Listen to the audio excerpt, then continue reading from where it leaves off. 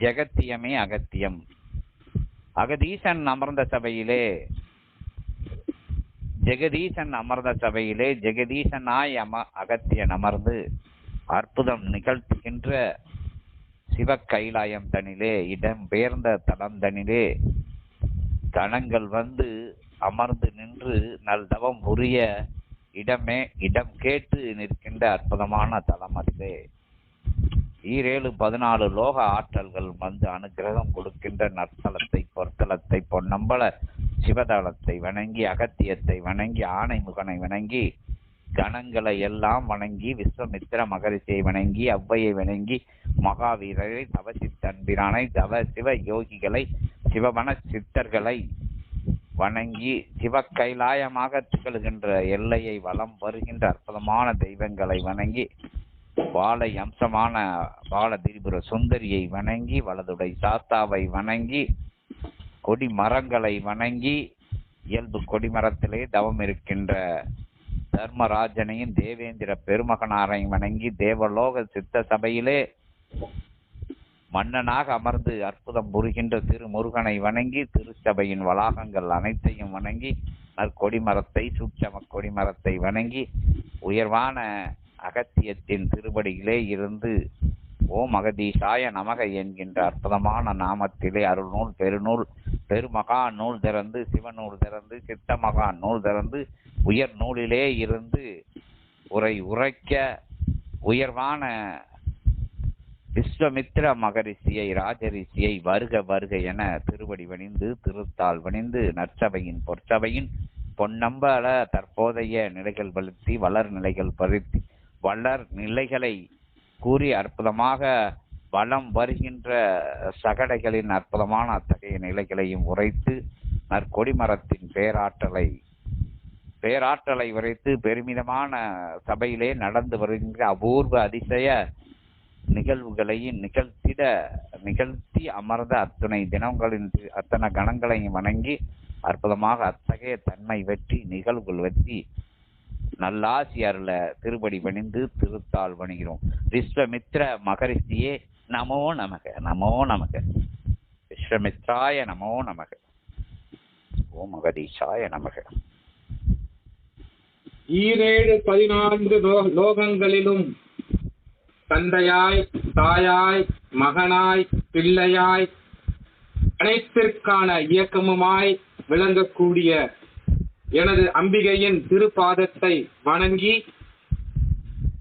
பெருநூல் சிறுநூல் என்று பல வகை நூல்களிலும் வழிகாட்டியாக இங்கு வந்து அமர்ந்து கலியுகம் மாற வேண்டும் என்ற எண்ணத்துடனும் களி மாற்றத்திற்காக தன்னைத்தானே மாற்றிக்கொள்ள வேண்டும் என்ற எண்ணத்துடனும் தன்னை மாற்றிய சனத்தால் தனது இல்லாலிலிருந்து தொடங்கி பல பல பல அவர்களது சந்ததிகளும் மாறிய அத்தருணங்களை எல்லாம் முன்பே கண்டுகொண்டு மகிழ்ந்து கொண்டிருக்கு வந்து அமரும் சீடர்களாகிய அனைவருக்கும் அகத்திய பெருமானின் திருப்பாதத்தில் இருந்தும் நமது சிவ வாழை சித்தர் அவர்களின் திருப்பாதத்தில் இருந்தும் இன்று சித்திரை 1 என்று அழைக்கப்படும் ஸ்ரீ விசுவா வசு ஆண்டின் தொடக்கத்தில் அனைவருக்கும் நல் ஆசிகளையும் நல் எண்ணங்களுடனே அவரவர் எண்ணம் போல் வாழ்க்கைகள் இனிமையாகவும் சொற்றுடர்களுடனும் சொற்பிழைகள் இல்லாமல் வாழ விஸ்வாமித்திரன் ஆசி அளித்து அமர்கிறேன்.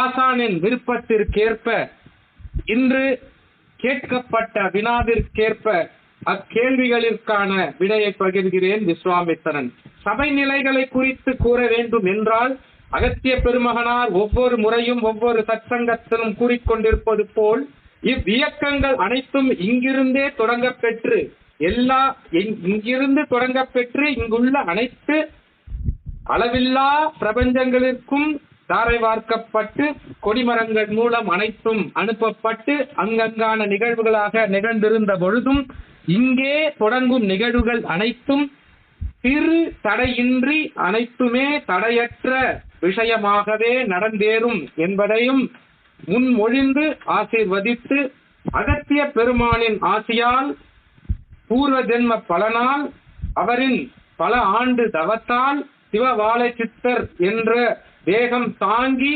இப்பூவுலகத்திலே அமர்ந்திருக்கும் வாழை மகா சித்தாதி சித்தர் நமக்கெல்லாம் குருவாக அமர்ந்திருக்கும் இத்தருணத்திலே நம்மையெல்லாம் எந்த இல்நிலைகள் இகழ்நிலைகள் வந்து சாரும் என்பதையும் அனைவரும் உணர்ந்து அமர்ந்திருந்த அத்தருவாயிலே அனைவருக்கும் நல்ல ஆசிகளையே வழங்கக்கூடிய சபையாக விளங்கக்கூடியதே இச்சிவ விஸ்வ வாழை சித்த சபை என்பதை ஊர்ஜிதப்படுத்துகிறேன் விஸ்வாமித்திரன்.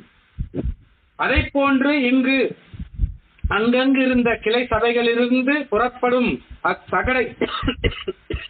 சகடையானதின் நிலவரங்கள் அனைத்தும் பறைசாற்று நிலைகள் மூலம் நமது சிவ விஸ்வ சபையின் சிவ வாழை சித்த சபையின் பெருமைகளை எடுத்து கூற ஆங்காங்கே புறப்பட்டு சென்று அவை அனைத்தும் அம்பிலிருந்து புறப்பட்ட அம்முனை ஊசி நுனியின் உள்ள கூர் முனைகளைப் போல அனைத்துமே வாள்களைப் போலவே எந்த திசையில் எது நிகழ்ந்தாலும் அம்முனையிலே முட்டியவுடன் அது தெரியப்படும் நிலையிலே அவை அனைத்தும் சகடைகள் அனைத்தும் ஒவ்வொன்றாக ஒன்றன் பின் ஒன்றாக கிளம்பிய அத்தருணம் பெரும் திருவிழா கணா அல்லாமல் காட்சியாகவே அனைத்தும் நேராக காணக்கூடிய மாட்சியாக அனைத்துமே நிகழக்கூடிய தருணமாகவே அனைத்தும் வந்து நிற்கும் என்பதையும் இத்தருணத்திலே உரைத்து இன்னொரு சூட்சமத்தையும் உரைக்கிறேன் என்று. அங்கிருந்து ஒவ்வொரு சகடைகளாக ஒவ்வொன்றும் அமையப் பெற்று ஒவ்வொன்றுமாக இங்கிருந்து புறப்பட்டு அனைத்தும் தனது பணிகளை நோக்கி புறப்படும் அச்சகடைகள் ஆனது வேறு எதுவும் அல்ல, இங்கு அமர்ந்திருக்கும் நமது வாழை சித்தரின் ரோமங்களே அச்சகடைகளாக மாறி செல்கின்றது என்பதால் அதை இயக்குபவர்களும் இயக்கவிருப்பவர்களும் எவ்வித சலனமின்றி இயக்கலாம். நீங்கள் உங்கள் எண்ணத்தில் என்ன ஈடேறி நானேற்றிக் கொண்டு செல்கிறீர்களோ அவை அனைத்தும் வெற்றி கனிகளாகவே உங்களுக்கு ஈட்டு தரப்படும் என்பதையும் விஸ்வாமித்திரன் ஆசியாகவும் ஊர்ஜித உண்மையாகவும் தாரை பார்த்து அமர்ந்திருக்கிறேன். அந்நிலைகளைப் போல் நமது சிவசபையை குறித்து கூற வேண்டும் என்ற தருணத்திலே மேடு பள்ளங்களை தாண்டி இருந்த பொழுதும் சிவசபையானது கைலாயத்தின் மேலே உள்ள பரப்பு நிலைகளைப் போல் பரப்பு மேகங்களைப் போல் அல்லாது இவை அனைத்துமே ஊர்ஜித தன்மை கொண்ட மலைகளாகவே அனைத்தையும் தாங்கி நிற்கக்கூடிய தலம் நமது சிவசபை என்பதை அனைவரும் மனதில் நிறுத்தி அதனால் இத்தலத்திலே துளை போடுவதும் நினைத்ததை நடத்துவதும் இயலாத காரியம் அனைத்தும் சிவன் நினைத்தாலே முடியும், வாழை சித்தர் நினைத்தாலே முடியும், அகத்திய பெருமான் நினைத்தாலே முடியும் என்பதை மனதிலே நிறுத்தி நம்மை தாண்டிய நிலையிலே நாம் ஆகாயத்திலே ஒரு அடிமட்ட தளத்தில் உட்கார்ந்திருப்பதை போல் ஆகாயத்திலே ஊர்ஜிதமாக உட்கார்ந்திருக்கிறோம் என்றால் அதற்கெல்லாம் காரணம் இவர்கள்தான் என்பதை நினைவிலே கொண்டு அமைதியாக அவர்களை நம்பி தான் அமர்ந்த அத்தலத்திலே தான் அமர்ந்த அத்தருணத்திலே சிந்தைகள் பிசகாது ஒரே சிந்தனை அகத்திய சிந்தனையோடு அமர்ந்து விட்டீர்கள் என்றால் நடப்பவை நிகழ்பவை எல்லாம் உங்கள் எண்ணம் போலே நிகழ்ந்தேறும் என்பதையும் ஊர்ஜிதப்படுத்தி அமர்கிறேன் விஸ்வாமித்திரன். இந்நிலைகளிலே இது மட்டும் அல்லாது ஒவ்வொரு நிலைகளிலும் ஒவ்வொரு பரிமாணங்களிலும் ஒவ்வொரு பூஜைகளிலும் இங்கு வந்தவர்கள் மட்டுமின்றி அவரவர் இல்லத்திலும் அவரவர்களும் அமர்ந்து காணக்கூடிய காட்சிகள் அனைத்தும் உண்மை நிலை காட்சிகளே. அவர்கள் உரைத்திருந்தாலும் சரி, வாழை சித்தரிடம் பகிர்ந்திருந்தாலும் சரி, பகிராவிடிலும் சரி, அவர்கள் எண்ணத்திலே நின்றிருந்த பொழுதும் சரி, இவை அனைத்தும் இங்கிருந்த சூட்சம கொடிமரங்கள் இரு கொடிமரங்கள் மூலமே அனைத்தும் பறைசாற்றப்படுகிறது என்பதையும் அது மட்டுமின்றி வாழை சித்தரின் தேகத்தில் இருந்தே அவை அனைத்தும் புறப்படுகிறது என்பதையும் அவரவர் மனதிலே கொண்டு அனைத்திற்கும் காரணம் வாழை சித்தை சபை என்பதை அனைவரும் மனதிலே நிறுத்திக் கொள்ள வேண்டும் என்பதையும் இத்தருணத்திலே விஸ்வாமித்திரன் உரைத்து இனி நடக்கவிருக்கும் காரியங்கள் அனைத்தும் முன் வரிசையிலே அமர்ந்திருப்பவர்கள் பின் வரிசையில் அமர்ந்திருப்பவர்கள் என்றெல்லாம் இல்லாமல் அனைவரும் ஒரே வரிசையாக அமரக்கூடிய நிலை உருபெறும் என்பதையும் விஸ்வாமித்திரன் தருணத்திலே உரைக்கிறேன். அதாகப்பட்டது என்னவென்றால் இங்கு வந்து சலனத்துடன் வந்தவர்களின் எண்ணத்தில் உள்ளும் ஒவ்வொன்றும் நல்லவையாகவே நாணேற்ற பெற்றவைகள் அனைத்தும் நல்ல எண்ணங்களாக மாறி அவரவர்களும் தனது சிந்தையிலே நற்சீடர்களாக மாறக்கூடிய தருணம் வந்துவிட்டது. அதனால் அவ்வாறு சிந்தனை படைத்தவர்கள் தாமாகவே மாறிவிட்டால் இவை அனைத்தும் சுலபமாக ஏதுவாக உங்களுக்கு அமைந்துவிடும். இல்லை என்றால் நீங்கள் சென்று சேரவிருக்கும் இடம் நிர்ணயிக்கப்பட்டு விட்டது. அதனால் நீங்கள் வந்து சேரும் சகடைகள் எவ்வாறு இயக்குவது என்பதை நீங்கள் தான் முடிவு செய்ய வேண்டும். வாழைச்சித்தர் கூறுவதைப் போல் உங்கள் உடல் என்னும் சகடையை இயக்கிவிட்டால் அவை எளிதாக மகிழ்வாக வந்து சேரும் இடத்தை சேர்ந்துவிடும். இல்லை என்றால் அதில் கஷ்டப்படுவதும் துயரப்படுவதும் துன்பப்படுவதும் அழுகைகள் பேரோலங்கள் இவை அனைத்தையும் கடந்து வருவதும் உங்கள் கையிலேதான் இருக்கிறது என்பதையும் ஊர்ஜிதப்படுத்துகிறேன் விஸ்வாமித்திரன். அதனால் வந்து சேரும் இடம் வாழைச்சித்த சபையில் கால் வைத்த தருணமே வந்து சேரக்கூடிய இடமும் தனமும் அகத்திய பெருமானின் திருவடியும் வாழைச்சித்தரின் திருவடியும் என்பதை மனதிலே நிறுத்தி எவ்வாறு தன் உடல் என்னும் சகடையிலே உள்ள உயிர் மூச்சு என்னும் நாணத்தை எவ்வாறு இழுத்து பிடிக்கிறீர்களோ அவை எளிதாக வருவதும் கஷ்டப்பட்டு வருவதும் அவரவர்கள் கையிலே உள்ளது என்பதையும் ஊர்ஜிதப்படுத்தி அமர்கிறேன் விஸ்வாமித்திரன். இந்நிலையிலே வாழை சித்தர் வினவிய வினாக்களுக்கெல்லாம் விடை பெற்று விட்டேன். வேறேதும் சந்தேகங்கள் இருந்தால் வினவலாம். இங்க எப்படி சொல்ல தவத்துக்குள்ள போயிருதா, ஒரே தவநிலைக்குள்ள போயிருது. சிறப்பா சொல்லிட்டு வாரே. தவத்திலேயே லோகத்தையே சிந்தையிலே அமர்த்தி படுத்த கோலமாக கிடந்த கோலமாக நாராயணனாக வீற்றிருக்கும் உமக்கு இவ்யோக ஜாலங்கள் எல்லாம் கை தேர்ந்தவை என்பதையும் இங்கு அனைவருக்கும் உணர்த்தி நீர் உள்ளே சென்று பல கோடி இயக்கங்களிற்கான இயக்கத்தை சரி செய்ய வேண்டும் என்ற நிலையிலே எங்களைப் போல் சித்தர்கள் உரைக்கும் அத்தருவாயிலே அனைத்து உண்மை வார்த்தைகளும் பலவிதமான பிரபஞ்சங்களுக்கு உன் திருவுருவம் மூலம் பகிரப்படுவதால் நீர் அந்நிலைக்கு செல்கிறீர் என்பதையும் உணர்த்தி உமக்கு தெரியாததை யாம் உரைப்பதில்லை என்பதையும் வணங்கி கூறி அமர்ந்திருக்கிறேன் விஸ்வாமித்திரன். விஸ்வாமித்திர மகரிஷியே நமோ நமக. நீண்ட நாளாக இந்த பல்லவதேய நூல் எடுக்க முடியா நிலை உருவாகி இருந்தது. இன்னைக்கு காலையில தான் அதை பத்தி பேசினா உடனே நீங்க வந்துட்டீங்க, மகிழ்ச்சி. நீர் நினைத்த தருவாயிலே யாம் வருவோம் என்று உரைத்தோம், அதன்படி வந்தோம். எப்பொழுதுமே வருவோம், என் நிலையிலும் வருவோம், எவர் தடுத்தாலும் வருவோம், எப்பெரு தடைகள் இருந்தாலும் உடைத்து நிற்போம் விஸ்வாமித்திரன் என்பதையும் உன் திருவடியிலும் அகத்தியர் திருவடியிலும் பணிந்து கூறிக்கொள்கிறேன். திருவடி போற்றி திருத்தால் பணிந்தோம். ஒவ்வொரு சீடர்களும் காரிய வெற்றிகள் அடைதாங்க.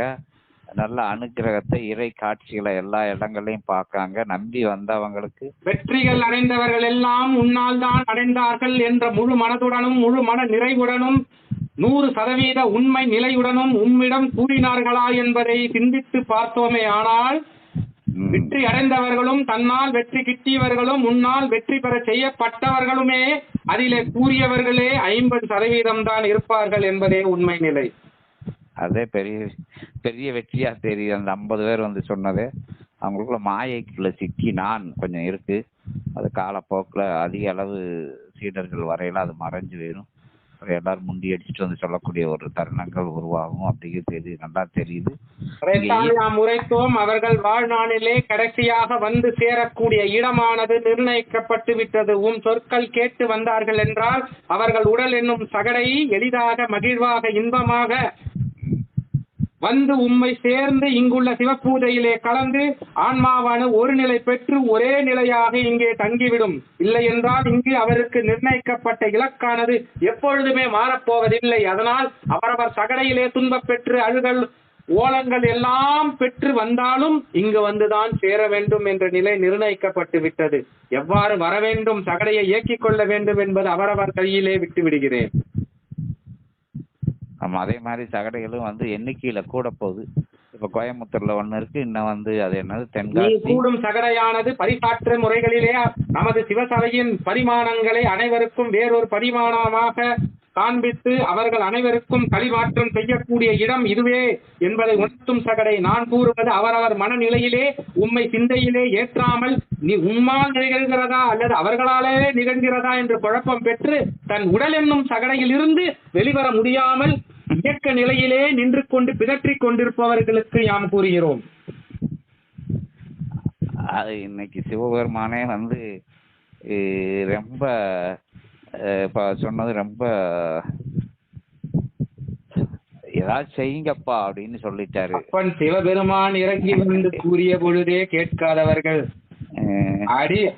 அடிமட்ட தொண்டன் விஸ்வாமித்திரன் அரைகூவல் விடுத்தா மாறப்போகிறார்கள்.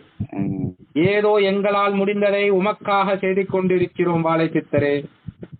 சரி, ஆனால் மாறிடும், எல்லா விஷயங்களும் சரியாயிடுச்சுங்கிறத நீங்க உணர்த்து. அம்மாள் இல்லை உம்மாள் என்று நினைப்பதற்கு அவர்கள் மனதிலே ஒரு சிறு கர்வம் வைத்துக் கொள்கிறார்கள். அதை உதவிவிட்டால் அவர்களே சிவம், அவர்களே பிரம்ம ரிஷி, அவர்களே அனைத்தும். அச்சிறு கர்வத்தை விடுக்கவே இவ்வளவு நேரமாகிறது. அது ஏற்றுக்கொள்ள முடியலை. ஒரு நிகழ்கிறது என்பதை ஏற்றுக்கொள்ள முடியவில்லை. அதுதான் பெரும் நிலையிலே அவர் சிந்தையிலே பிதற்றிக் கொண்டிருக்கும்.